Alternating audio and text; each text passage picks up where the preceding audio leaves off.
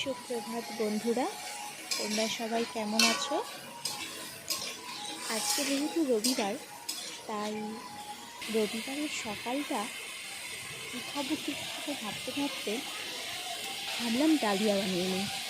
তোমাদের আর কার কার ডালিয়া ভালো লাগে আমাকে জানিও কমেন্টে।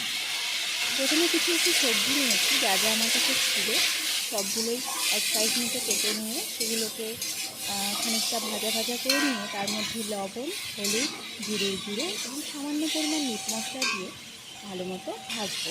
খুব ভালো মতো ভাজার দরকার নেই, আধা ভাজা হলেই হবে, কারণ এগুলো আবার জলে সেদ্ধ হবে, তো খুব বেশি না ভাজলেই হবে।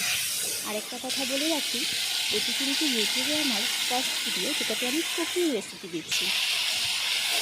আমি ডালিয়া আর মসুর ডালটা আগে থেকে ভিজিয়ে রেখেছি,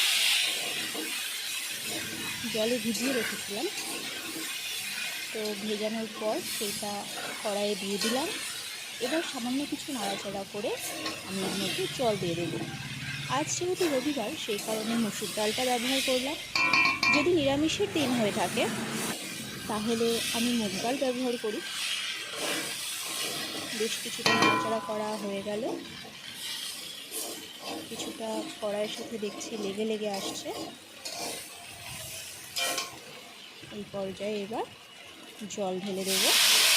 জলটা খানিকটা গরম করে নিলেও বেশ ভালো হয়, ঠান্ডা জল দিলেও অসুবিধা নেই। এবার ভালো মতো জলের সাথে মিশিয়ে নেওয়ার পর এটাকে ছেড়ে দেব এবং মাঝে মাঝে একটু করে নেড়ে ছেড়ে দেখতে হবে যেন লেগে না ধরে।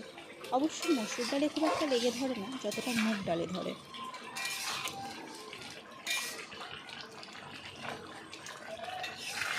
নেড়ে চেড়ে দেখতে হবে জিনিসটা ভালো মতো সেদ্ধ হয়েছে কিনা। আর নামানোর